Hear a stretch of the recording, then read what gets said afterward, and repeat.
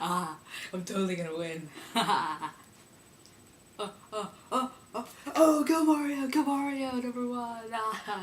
You suck. Oh. Okay. Okay, that's not cool. I'm totally gonna beat.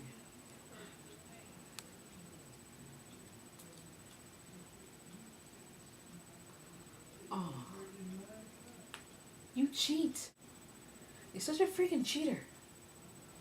You're Harry Potter and the Nerd Fighters. Oh, Harry Potter, you know that I want a bouquet. This week is Half-Blood Prince week, so let's get started. Some of my favorite bits in this book are the pensive scenes, because I'm a huge fan of finding out like the origins of evil, going back into the pasts of the evil people and finding out what happened to them when they were children, and if perhaps their childhoods and like the effects that people had on them would have, if they had different experiences, would that have prevented them from being evil? So that's one of the reasons I love this book. This is my favorite of the 7. I'm not a huge fan of the Harry Ginny ship. I mean, by no means am I opposed to it. I just think, it took a little bit away from the story. The whole Spider-Man ending, that I can't be with you because my nemesis is going to try and kill you to get to me sort of thing. That's just so cliche. It's been done a million times.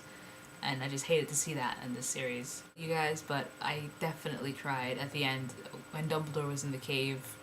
It's so terrible. It's one of the worst things I've ever read. I don't read a lot of sad books, and I'm not usually that affected by books, but when I read the end of this book, I was genuinely depressed for like a week after Dumbledore died, and Harry had this heavy burden on his shoulders. He had literally the weight of the world on his shoulders, because he had to save the entire Wizarding World. 16 years old, about to be 17. He has all this crap that he has to take care of, saving the world, just him and his friends, and he doesn't know half of what he's supposed to do.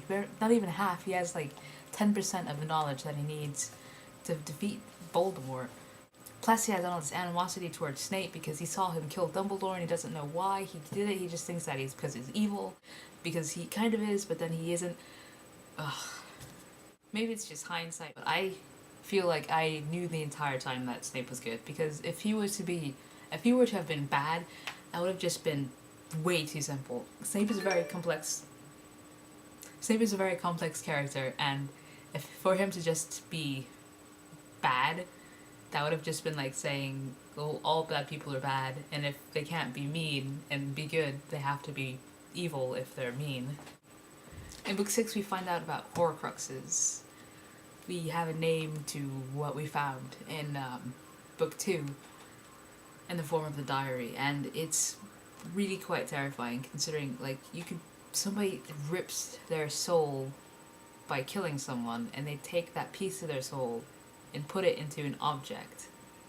That's just insane and disgusting. I know J.K.R. said that she doesn't want to say how that spell, like what that spell is and how you make a Horcrux, but I am very interested.